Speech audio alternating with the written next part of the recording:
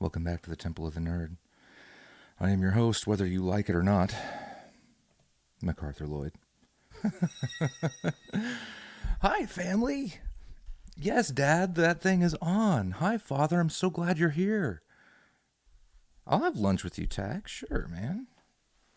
What do you got in store though? Like, do you have a specific lunch that you're going to make for me? It better be special, because I'm not just going to leave, my life of dating supermodels to have lunch with the likes of you. So you better just bring it. I'll just put it that way. Burgers. Well, if they're epic, I suppose I would do that. Sure. Why not? With cheese? Got it? Well, they have to have cheese, Tack. Come on.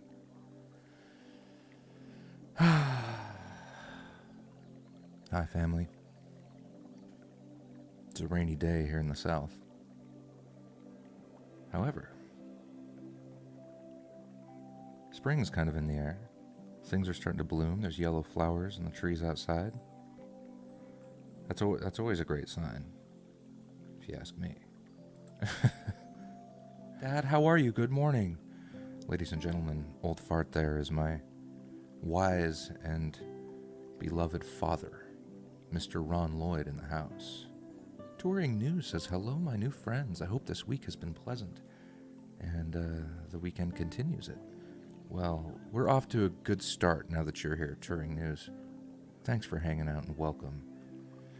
Sometimes I wish that I could look at chat, so I set up the Oracle of Questionability here to give us that option. There you are. 20 degrees Fahrenheit. It's t-shirt weather. Oh, really? That's not so bad. Yeah, 20 is pretty common for at least where I was. Wyatt Wolfboy says hi. I'm from twitch.com. Unfortunately, your channel has bad positions due to the small number of viewers. We will be happy to help you with the promotion. We have a lot of great features like chat, gradual build-up of viewers who will promote you to the top and will help you earn your favorite. Man, I don't know if you read the title, Wyatt, but this is a philosophy stream, and it wouldn't matter if I was Michael Jackson come back from the grave. Nobody's going to watch a philosophy stream outside of the occasional crazy person. I will direct your attention to the sexy people in chat here. We're of a special breed. And special, by definition, means that, well, we're not exactly mainstream. But thank you for the offer. Appreciate that. Now peddle your papers. But let's just go to the Oracle of Reasonability for a second so I can show you the treasure that we're going to look at today.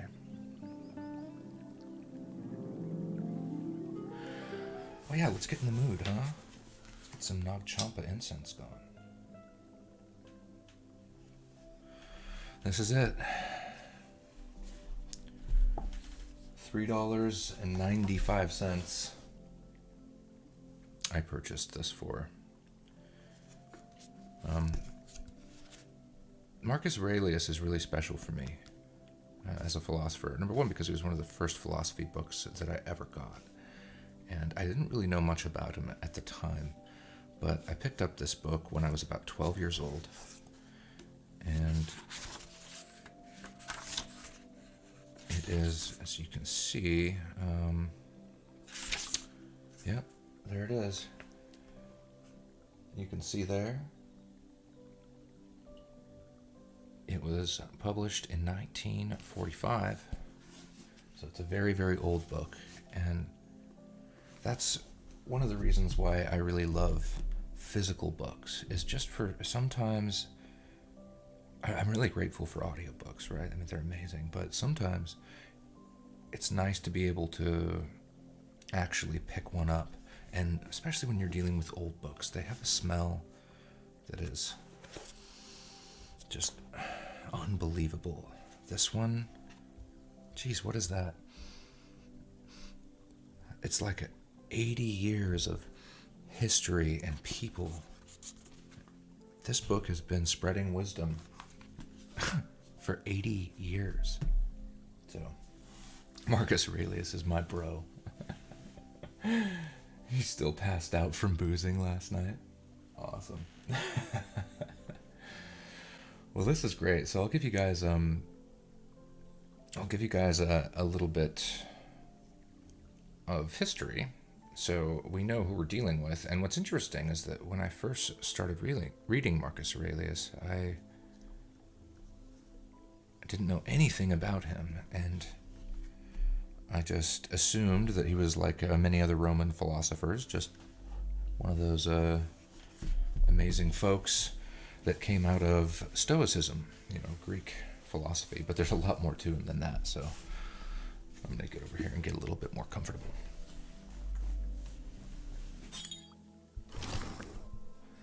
All right. Yeah, this book right here is fantastic. Okay, so Marcus Aurelius. Marcus Aurelius lived from about, I believe it was 120 AD and died around 180 AD, so about 150 years, give or take, after Christ. And he was a soldier, a philosopher, obviously, a poet, a family man for sure, a politician, but most importantly, he was the emperor of Rome. So before this man died, he had gone from public servant to emperor of the known world. And that's really unusual, to find somebody like that writing philosophy. Why we care about Marcus Aurelius is because he is sort of an anomaly. Mainly because, as far as I can tell, he's one of the only human beings that we know of in history who had absolute power but was not corrupted by it. I mean, that right there is enough to take notice of his work, because there must be something special about him if he could be the ruler of the known world. And yet, as you'll find out, he was a man of deep conscience and was very, very concerned with things like being a good man and leaving the world a better place, and regretted the bad things he'd done in life. And because you can imagine, having been a soldier, Marcus Aurelius probably did things in his youth that he wasn't proud of. And you can kind of almost feel that in his work, that he's deeply concerned with, well, I suppose, as I already said, with being a good man. There's one more reason Marcus Aurelius is a huge help, and can be a huge help for a lot of people in modern times. We spend a lot of time in our lives pursuing goals and chasing dreams under the belief that when we accomplish those goals and fulfill those dreams, that we will be made happy, that we will finally make it and will finally be happy. And that isn't always the case. Let's take musicians, for example. Most of us begin our lives as young musicians with our heads filled with visions of fame and fortune. And yet, as you can see, as in cases like Kurt Cobain, fame and fortune comes with its own price that is often not worth it, at least according to those who've found it. You can think about it like chasing a pot of gold at the end of a rainbow. Well, someone who was the ruler of the known world and has had everything has been to the end of all of those rainbows, no doubt. At least most of the ones that we still pursue, fortune, fame. He's been to the end of those rainbows and has looked into those pots of gold. And he can tell us what's inside and whether or not it's worth chasing our dreams and goals in modern life.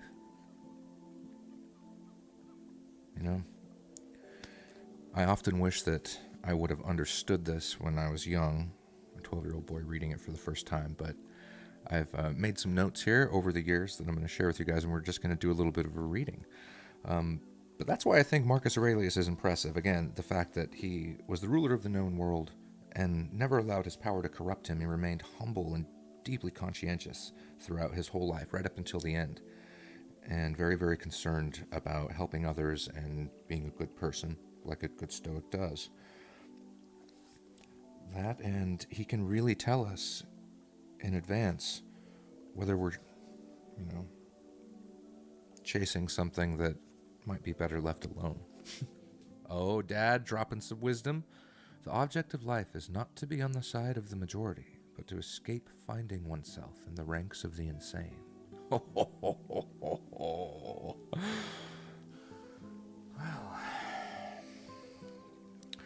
hey, do you guys see my Horgon back there? See the Horgon? To own it is to call forth its power, and to display it is to announce that you're seeking Jamaharon.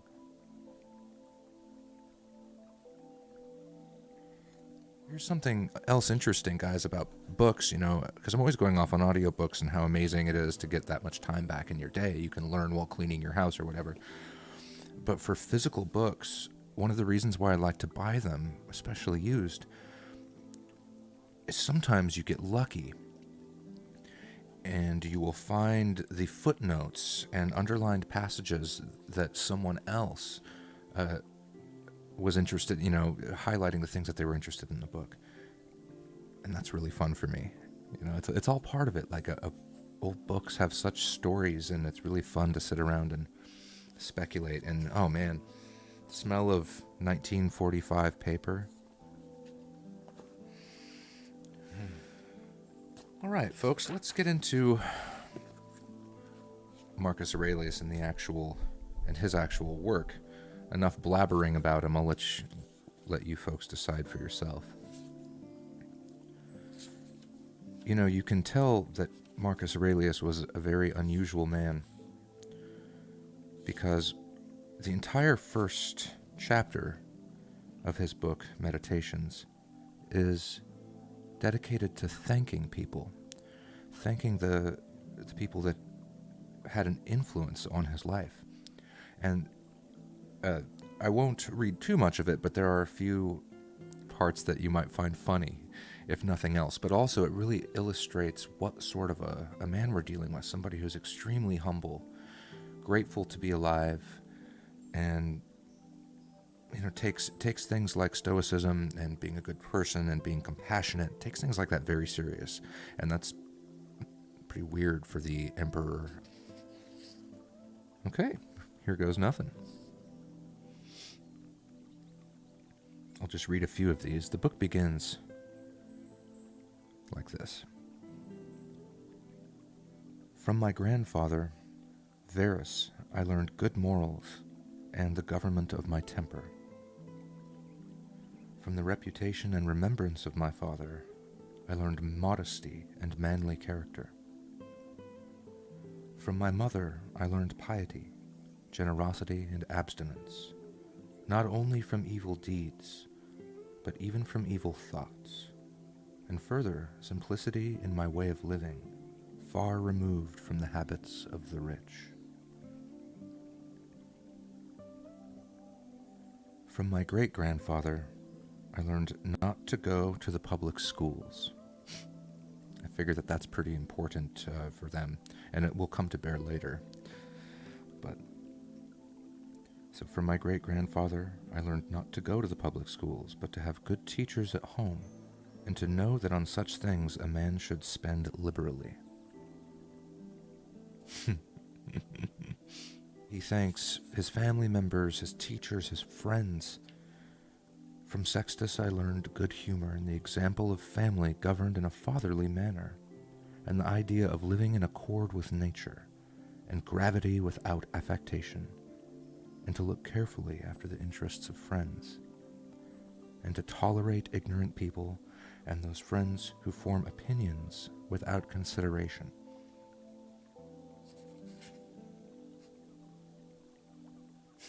from Alexander the grammarian to refrain from fault-finding, and not in a reproachful way to chide or to scold those who uttered any barbarous or incorrect or strange-sounding expression, but tactfully to introduce the very expression which they ought to have used. In my father I observed mildness of temper and unchangeable resolution in the things which he had determined on after due deliberation, and no vain glory in those things which men call honors, and a love of labor and perseverance, and a readiness to listen to whomever had anything to propose, and a knowledge derived from experience of the right times for vigorous action and for relaxation. And this is interesting here. And I observed that he had overcome any passion for boys. His secrets were not many, but very few and rare, and only the public matters, and he showed prudence and economy in putting on a public spectacle and constructing public buildings and donations to the people. His father also was a Roman emperor, by the way. This is one of my favorite parts in the whole first chapter, though. He did not bathe at unreasonable hours. He was not fond of building houses, nor curious about what he ate. He did not care about the texture and color of his clothes or about the beauty of his slaves. Isn't that interesting? He did not care about the beauty of his slaves, and he did not bathe at unreasonable hours. It's pretty crazy, isn't it? Let's go to chat here and see what you crazies are saying.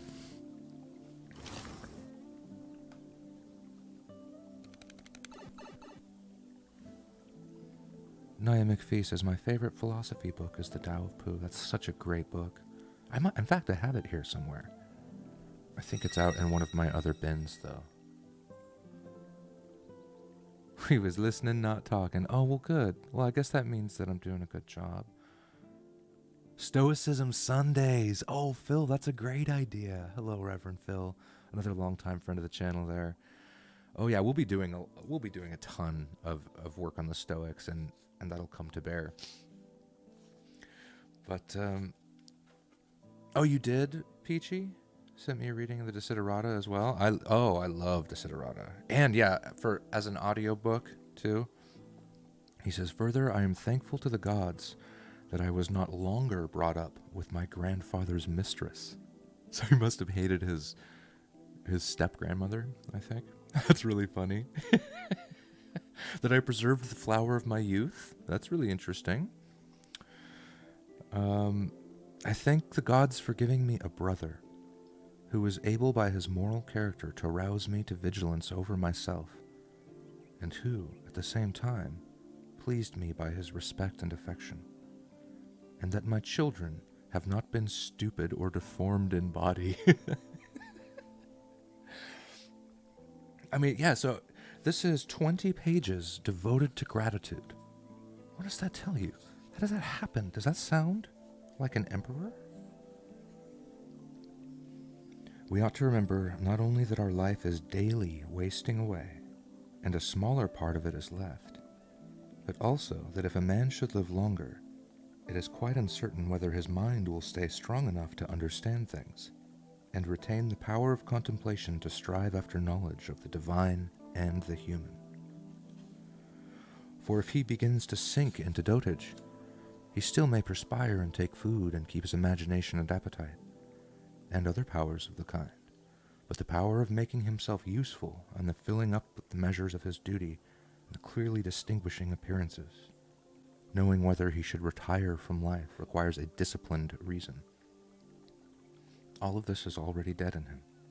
We must make haste then, for not only we are daily nearer to death, but also because our perception of things and understanding of them cease first. Interesting. So you can already feel, even though he died relatively young, I believe he was only 59 or 60 when he died. That was a very, very old man in those days. And you can see him already contemplating his own mortality, right?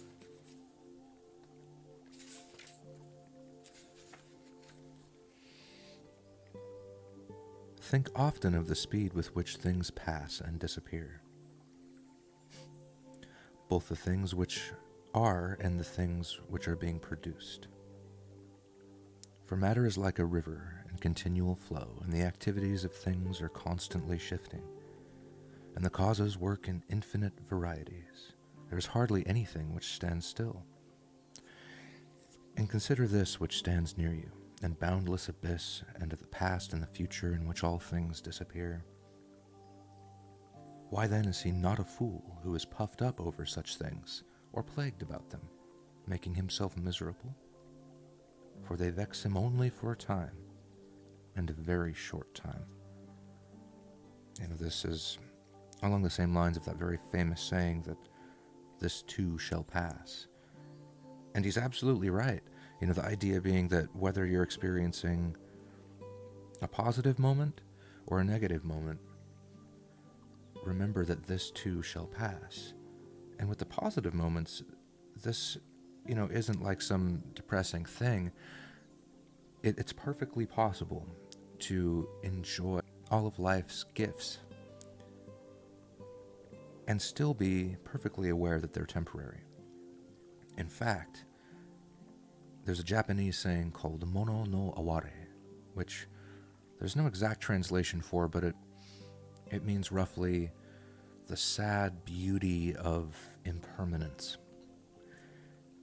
And it is that impermanence which makes things beautiful in life. So, again, when I bring up that philosophy of this too shall pass to people, oftentimes, that's just, you're not going to enjoy the good times when they come, and that is a common misconception, but it's not exactly true. The trick is to remind yourself that everything is temporary, good and bad, because with the good stuff, it helps you actually enjoy it more fervently when you know that it won't last forever. It helps you dive into it fully, right? At least that's the idea. Does another do me wrong? Let him look to it. The disposition was his, and the activity was his alone.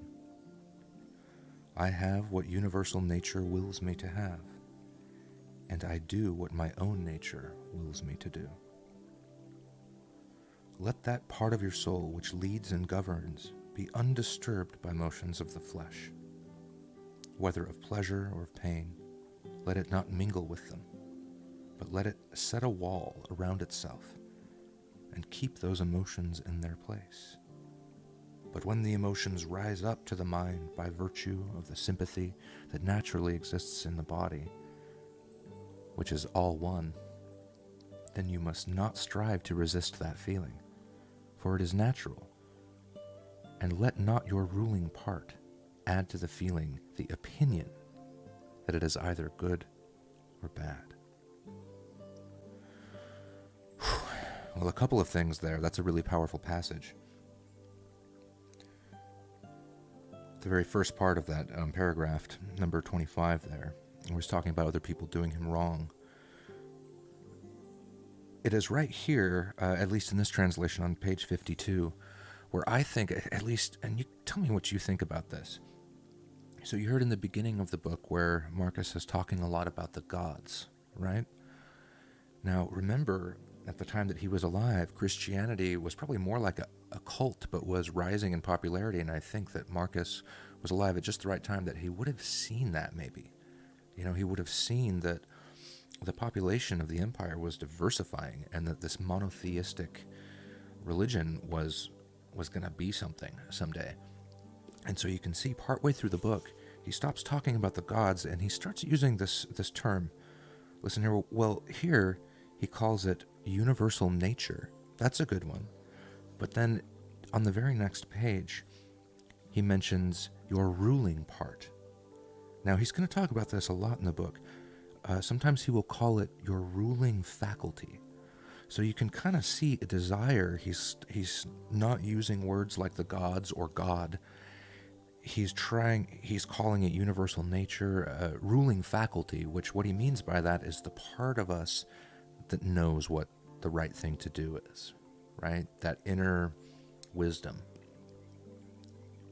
And I think that that's just really interesting that he tries to throw in passages for people from other faiths, right? Because Marcus himself was a pagan.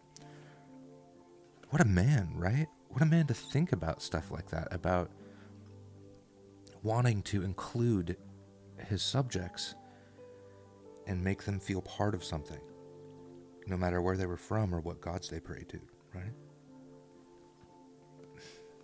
Yeah. Oh, and that's the second thing I wanted to bring up.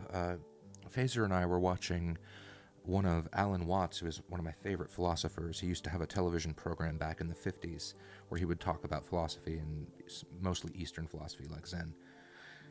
And he was just talking about how when you're suffering or if you're in pain, we have this desire to resist it and tense up.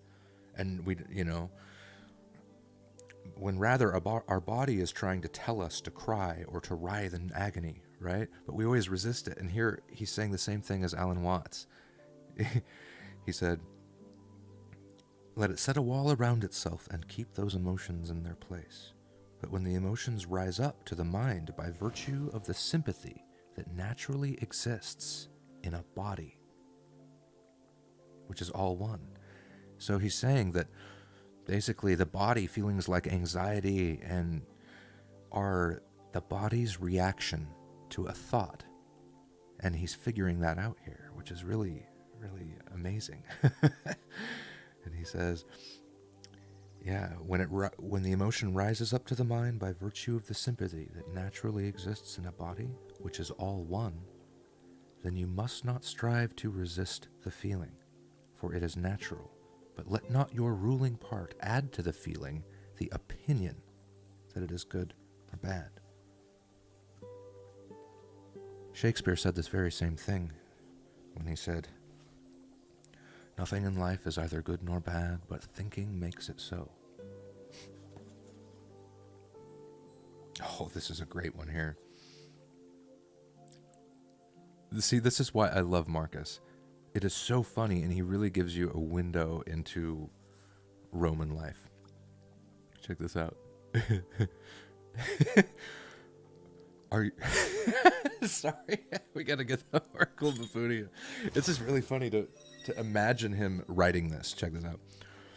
"Are you irritated with one whose armpits smell? Are you angry with one whose mouth has a foul odor? What good will your anger do you? He has this mouth, and he has these armpits. Such emanations must come from such things. But the man has reason, you will say, and he could if he took pains to discover wherein he offends. Well, I wish you well in your discovery. Now you too have reason by your rational faculty. Stir up his rational faculty, show him his fault, admonish him, for if he listens, you will cure him, and have no need of anger. You are not a ranter or a whore." Sounds like he was mad at somebody, huh, when he wrote that line. Oh, this is another fantastic one. "As you intend to live hereafter, it is in your power to live here and now. But if men do not permit you, then slip away out of life, yet as if you felt it no harm. The house is smoky and I leave it. Why do you call this trouble? But as long as nothing of the kind drives me out, I stay, for I am free, and no man shall hinder me from doing what I choose. And I choose to do what befits the nature of a rational and social animal." Yeah. So he's talking about present moment awareness, of course, with the here and now, which is something that's pretty tightly linked, usually, with Eastern traditions like Zen. But Marcus obviously was no slouch. Let's see what else I have here.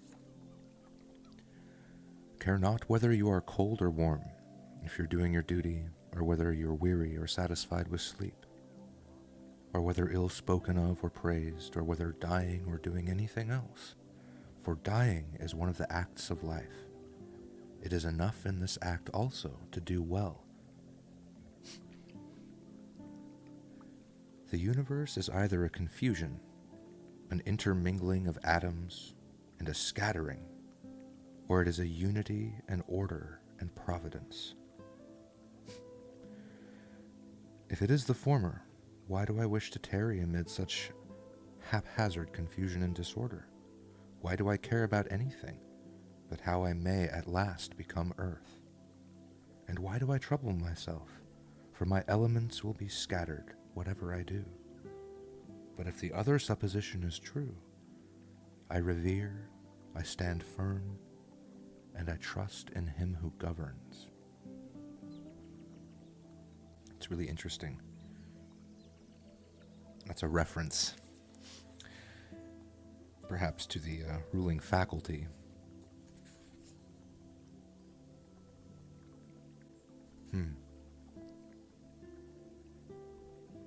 Here Marcus is talking about impermanence again.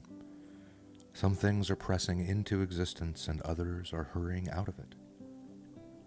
And of that which is coming into existence, a part is already extinguished. Motion and change are continually renewing the world, just as the uninterrupted course of time is always renewing the infinite duration of ages. Powerful words there, very poetic. Wow. You know, it's no secret that George Lucas borrowed heavily from several philosophies when coming up with his ideas about the Force. He says, above, below, all around are the movements of the elements, but the motion of virtue is not theirs. It is something more divine, advancing by a way hardly observed. It goes happily on its road. For my ally is the Force, and a powerful ally it is. Life creates it, makes it grow. Its energy surrounds us and binds us. Gosh, yeah, it smacks of, it sounds, I don't know, it's suspiciously close to the Force. Oh, I like this, because we were kind of talking about ego earlier. He says, how strangely men act. They will not praise those who are living at the same time with themselves, but to be themselves praised by posterity, by persons they have never seen and never will see. This they set a high value on.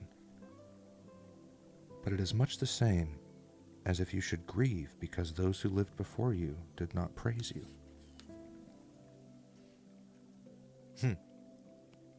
This is great. Listen to this humility.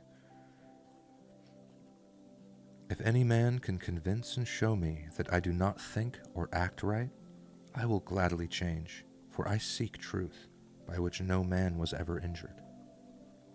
But he is injured who abides in his error and ignorance. Or as William Blake said, a fool who persists in his folly will become wise after the injury, of course. Or because of the injury, perhaps. Next up says, take care that you do not turn into Caesar, that you are not dyed with that dye, for such things do happen. Keep yourself simple, good, pure, serious, free from affectation, a friend of justice, a worshipper of the gods, kind, affectionate, strenuous in all right acts. Strive to advance toward what philosophy tried to make you. Revere the gods and help men. Life is short. There is only one fruit of this earthly life, a pious disposition and social acts. Do everything as a disciple. Again, remember we were talking about beginner's mind in the YouTube video, about that Zen practice of approaching all situations in life as if you had no prior understanding or knowledge of it, and the idea being that you can give more of your attention to it and you can actually learn faster and become better at something if you're not thinking and labeling things in your head about how much you know and things like that. You must unlearn what you have learned. Yes, thank you, Yoda, exactly. Oh, that's so funny. That's all just funny stuff that it's funny, because I was a child, 12-year-old boy, I underlined everything that had to do with butts and crotches, how laborious and patient how he was able, because of his sparing diet, to hold out to evening not even requiring to relieve himself by evacuations except at the usual hour. I don't know who he's talking about here. Modesty says, I consist of a little body and a soul. Now to this little body all things are morally indifferent, for it is not able to perceive differences. But to the understanding all things are indifferent, except its own activities. And these are all in its power.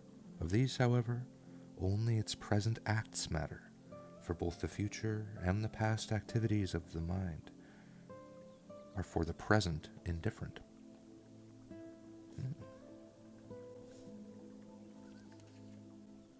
Oh, yeah, here's another pretty Yoda-like statement. Check this out.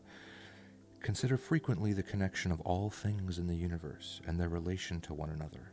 For one thing follows in order after another, and this is by virtue of their active movement and the mutual agreement and the unity of their substance. Yeah, see, at this time he's starting to figure out that in some ways the universe behaves a lot more like a single organism than it does a bunch of separate things.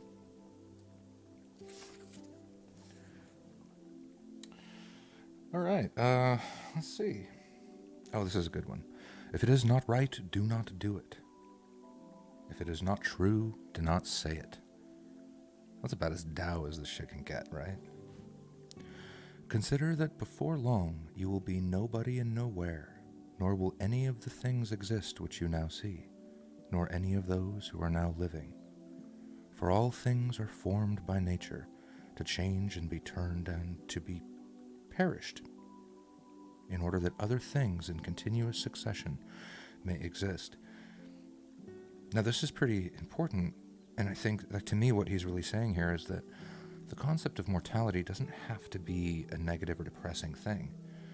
I suppose it's that saying, who wants to live forever, right? I don't think I would.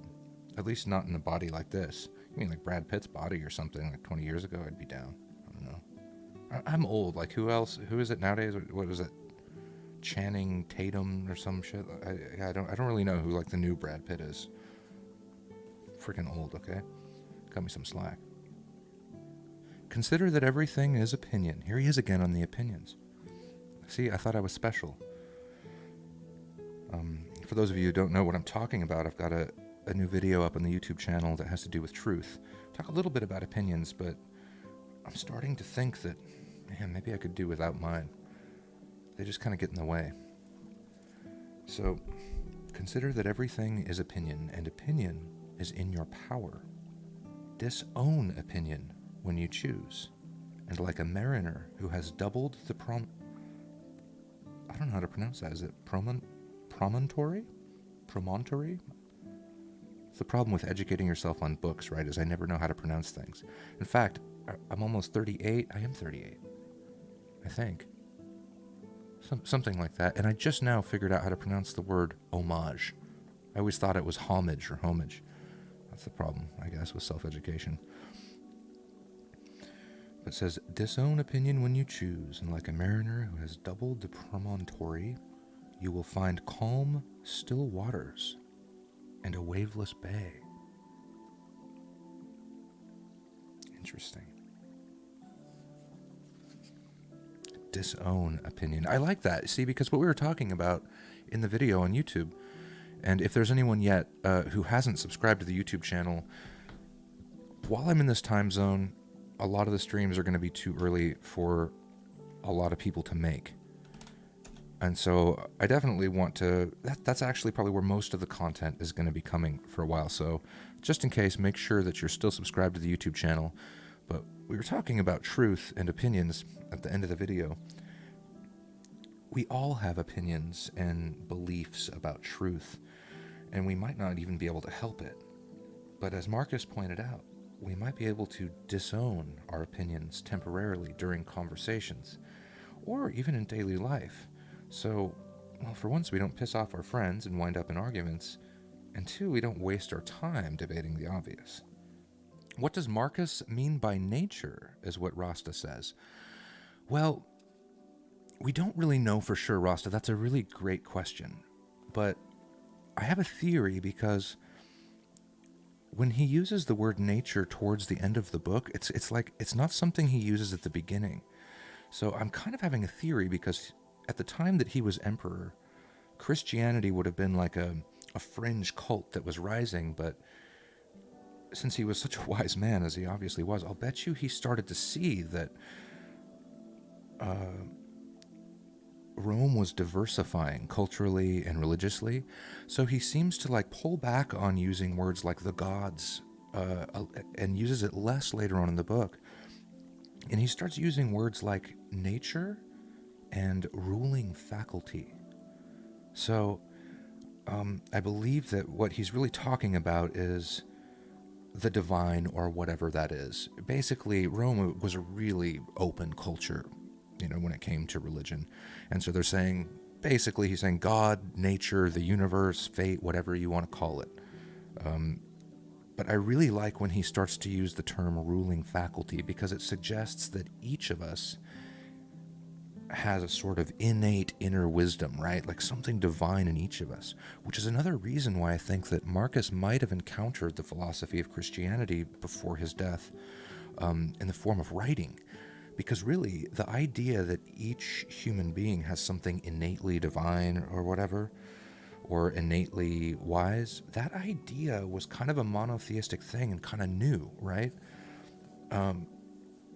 The Abrahamic religions like Judaism, Islam, and Christianity, seemed to be kind of their bag, right? As far as at least, leaving out Eastern philosophies, of course. But yeah, that's kind of my take on it, Rasta. Thank you for the great question, by the way, because it's something that, since we can't really ask him directly, all we can really look at is his writings, what other people wrote about him, but there's more to that story, and we have another tool to answer questions like Rasta's there. But we'll get to it at the end of the stream. I just want to get through a couple more passages real quick. Rasta says, "Dost thou not make haste to do that which is according to thy nature?" What do you think he means here? I think by that he's also talking about that ruling faculty again, and that things that are effortless and innate to our own nature, we probably shouldn't struggle with, strive after, or be in a hurry about, because they're going to come anyway, right? And usually at the right time. There's a Zen saying, somebody asked a Zen master once and said, "I just met a Zen master who can walk on water. What do you do?" And he says, "When I'm hungry, I eat. And when I'm tired, I sleep." See, so there's this idea that our innate nature, so to speak, knows perfectly well what to do in most situations, whether or not we're listening to it. Right, Rasta? But what's your take? Because, I have a wise chat, you guys. So yeah, please let me know your thoughts as well. And of course, once we throw this up on YouTube, put them in the comments section so other people can, in case they, miss this, other people can actually read your questions. Because this sort of dialogue, that's how wisdom is built, right?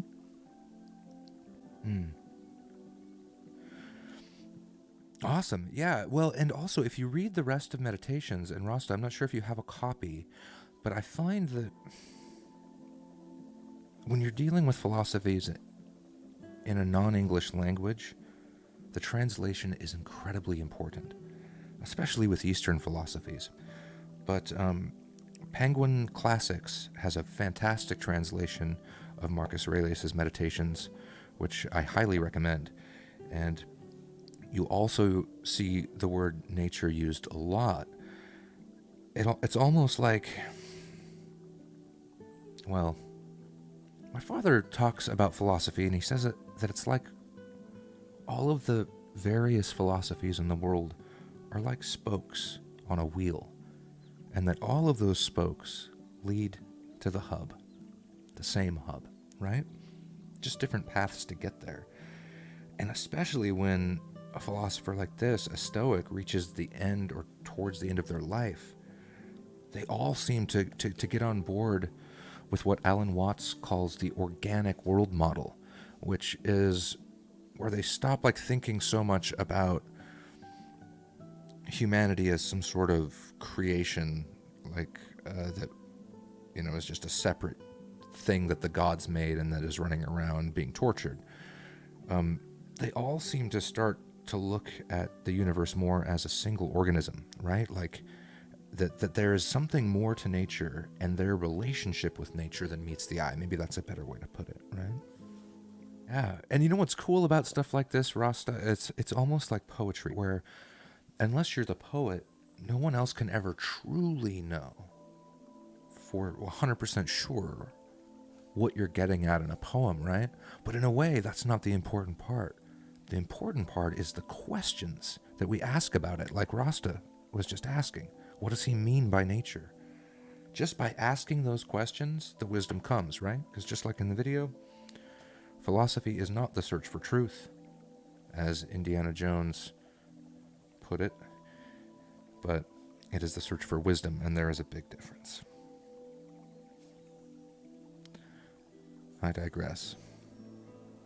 I've often wondered how it is that every man loves himself more than the rest of men, but yet sets less value on his own opinion of himself than on the opinion of others.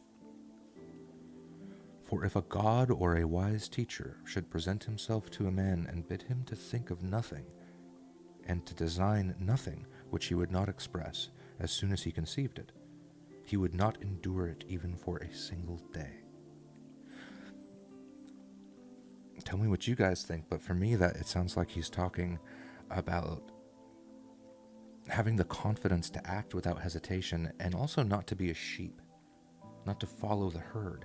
I'm not sure how it was like in ancient Rome, but looking around at our culture today, it's pretty safe to say that if you did the opposite of whatever popular culture was doing, you'd probably be okay.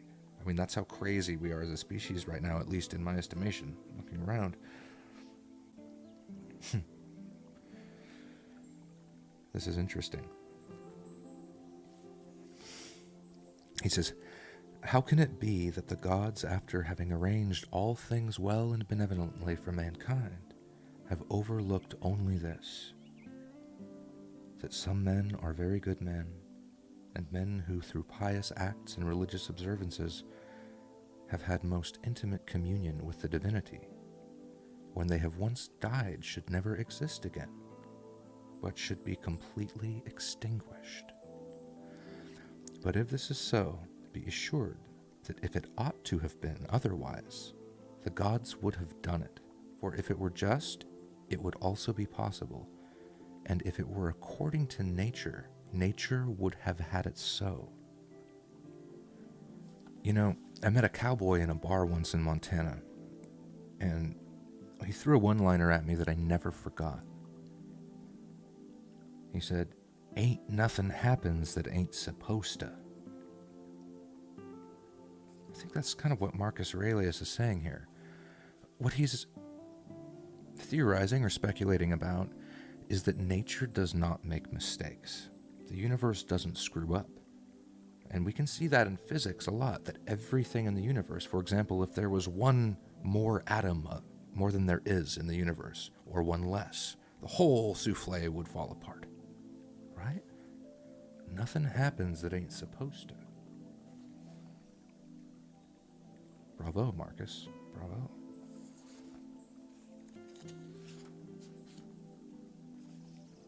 I think that that's all we're going to read from Meditations today. I mean, there's so much, and again, if you're interested in this book,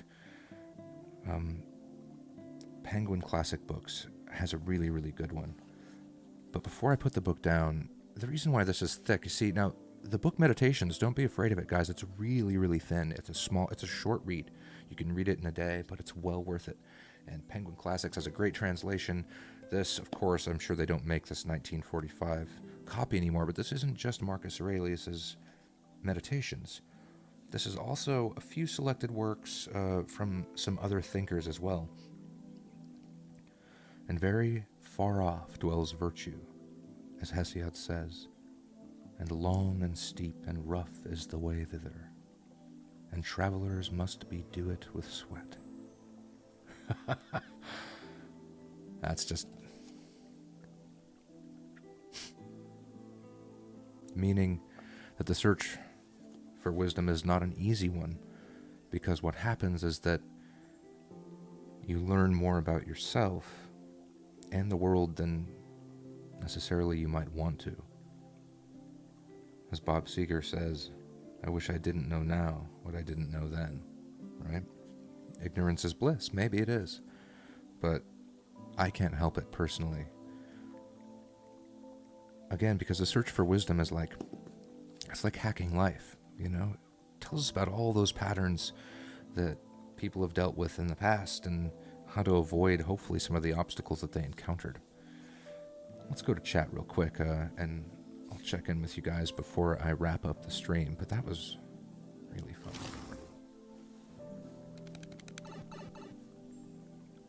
Nice. Says, yeah, it would be interesting to know what the actual Latin word was in those passages. It might not actually be nature in any English definition.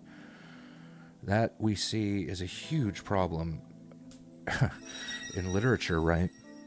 And in fact, I think one of the largest blunders when it came to translation can actually be found in the Bible, in their translation of the word sin, where, you know, it has, especially in classic Christianity, has some pretty heavy connotations around it, where in reality, the original Greek that it was translated from, the word sin just means to miss the mark, to make a mistake, an error, to live unskillfully. And as we can see, the mistranslation of that one word debatably led to things like the Spanish Inquisition, the Crusades, and other savory and embarrassing acts by the hands of our species. But yeah, that's a really good point, Naya. Crystal says, it's so weird. Sometimes I think about how dumb we seem as a society now because of the internet and such. But you can essentially have any question answered in the time it takes you to type your question out. Absolutely. When I was younger, we had to find an encyclopedia and hope it was in there. Very, very true, Crystal, and that comes with other dangers too. I find that doing research for the book, I had to be very, very careful with the internet, and I had to dig much, much deeper than a Google search to find the truth, so to speak, or to find fact. You know, because so much of it's just too easy to put information out there, and so much of it now is suspect. I think a prime example of this is with chords, lyrics and chords for music on the internet. They're almost always wrong. So let's see. It's all timed right by nature, says Crusher. Rasta says, what are we to learn from this, though? Knowing that the universe makes no mistakes. Rasta says, I struggle with this book sometimes. Yeah, well, for me, at least, I take away from the fact that the universe doesn't make mistakes, Rasta, because it helps me relax a little bit more. When I realize that things are out of my control and in the hands of something that has been at it for 14 billion years, and I can relax a little bit and be like, whoa. Let's say I'm in an unpleasant situation, Rasta. If I'm in pain or if a tragedy happens in my life, I might, ask the question, why is God doing this to me? Or why is, the universe doing this to me, or whatever? Why is fate doing this to me? It helps me to know that whatever is happening to me, it is not a mistake, and as the cowboy said, that it's happening for a reason. And let me give you a small example of this, and watch your own life, watch the events in it, and I'm pretty sure that you'll see that this is true. The next time something apparently really bad happens to you, just wait before you pass judgment, before you start jumping to conclusions and freaking out, just stop for a minute and say, wait a minute. What weird events might come as a result of this? We don't know. You see, I remember once when I got fired from a job. They accused me, I think they accused me of stealing or a bunch of stuff like that. But basically what happened is that a coworker didn't like me much, wanted to get rid of me, and then told the owner that I was like doing something. And so they fired me. And I just was like, whatever. And I remember sitting in the park and I was like, wait a minute, I'm old enough now to know that things aren't always as they seem. And because of losing my job that day, a couple of weeks later, I started my own hiking tour company, which led to all sorts of amazing things. And because I had my own business that had early morning hours, I was able to start streaming. So that one apparently catastrophic event led to all of these positive events, right? Watch that in your own life, and you'll find that the events that we really think are super negative at first always end up turning out. It's like Marcus said, the universe, we can't comprehend the future well enough to know, right, what's going to happen. He says, so here's my bizarre headcanon. I wonder if the Apostle Paul and Marcus Aurelius ever met. I see many similarities between Meditations and Paul's letters to Timothy, and the only difference is Paul and Timothy believed in a singular higher power, and that Marcus Aurelius was more pagan or humanistic. At least in the beginning, right? Yeah. And that's why the more I read Marcus, the more I'm convinced that he brushed shoulders with some very, very early Christians. My sister says, I was watching Nat Geo yesterday and some scientist blurts out, Mother Nature's a serial killer, when talking about mass extinction events. Absolutely. And that's one, I bring this up in the book a little bit. Speaking of catastrophic events. Millions and millions of years ago, if not billions, I can't remember the exact number, but there was a mass extinction that was caused by a life form called cyanobacteria. And they basically wiped out every other life form on the planet at the time by polluting the atmosphere, pumping a noxious gas into the atmosphere. And I'm pretty sure they killed 95% of all life on the planet, other than them, the cyanobacteria. Do you know what that toxic gas was that they were emitting? Oxygen. So, I suppose we owe our very existence to genocide committed at the hands of Mother Nature. Yeah, same thing Thanos did. That's right, Crusher, except nature sometimes takes out 95%. Right? Naya, I love you. That's a really great idea. And see, now I'm going to be thinking about that, because the timing kind of lines up, doesn't it? With Paul and Marcus. So Marcus was around about 120 AD to 180 AD. And that's pretty close. But I think that's about as good as an example as you can get, right? That nature doesn't make mistakes. It's like it knew in advance that, oxygen life form, that's probably going to be the way to go. So boom, let's change the whole atmosphere into oxygen, kill everything off, start over. Whew. Pretty amazing. But ladies and gentlemen, that brings me to the conclusion of this little program on Marcus Aurelius, and it's the part I've been really excited about, and I've been really looking forward to showing you. I certainly have asked the question, what made Marcus Aurelius different?